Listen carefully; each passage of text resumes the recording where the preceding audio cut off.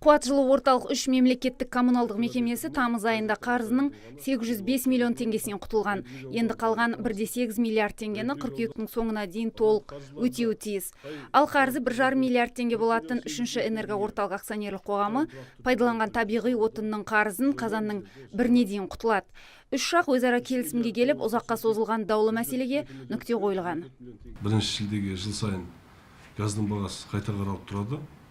Оған әртүрлі себептер бар. Биыл да сол бағалар қайтадан қаралды. Біздің облысымызда 6%-ке газдың бағасы өсті тұрғындарға. Электроэнергия бағасы бойынша бағаны өсіру туралы ешқандай жоспар жоқ. 15 жылдан бері қарап, 15 жылдың аяғынан 16 жылдың басынан бері қарап электроэнергиясына баға қазіргі таңда тұрақты. Оған ешқандай қазіргі таңда алғышарттар жоқ. Сондықтан ойлаймыз, электроэнергиясына баға осы тұрақты күйде қалады деп отырмыз. Жылу энергиясына байланысты бағаның өзгерістері болды. Ол бойынша тиісті барлық инстанцияларда жұмыстар жүргізілді, қоғамдық тыңдаулар өткізілді.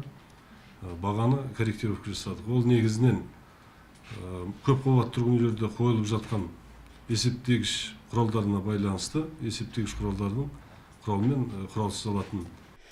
Жауаптылар алдымен бюджеттік мекемелерді жылу маусымына дайындауды бастаған. Оның ішінде білім ошақтары түгел әзір болса, аурухана емханалардың кейбірінде күрделі жұмыстар жүргізілуіне байланысты әлі дайын емес. Өңірдегі орталықтандыру жүйесімен жылайтын тұрғын үйлердің 90% маусымға дайын. Қалған 10%-ның дайындығы қараша айына дейін аяқталады екен. Жылу орталықтары жүйелі және тұтынушылар жылуға дайын болу керек. Екінші айтып кетейін, оны ала біледі, себебі санитарлық норма бар.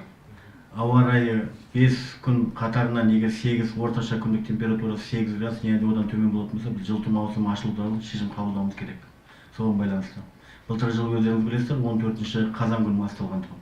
27 қазан күні барлық қаланың тұтынушылары үшін басталған болатын. Биыл енді ауа райына байланысты айтамыз. Мамандар жылу энергия көгілдір отын бағасының тұрақты болатынын жеткізді. Сондай-ақ жылудың берілу күні нақты айтылмады, себебі барлық нәрсе ауа райына байланысты болып отыр.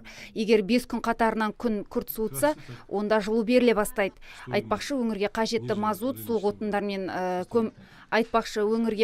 мазут, сұйық отындар мен көмірлер қазандықтарға әлі де жеткізілуде.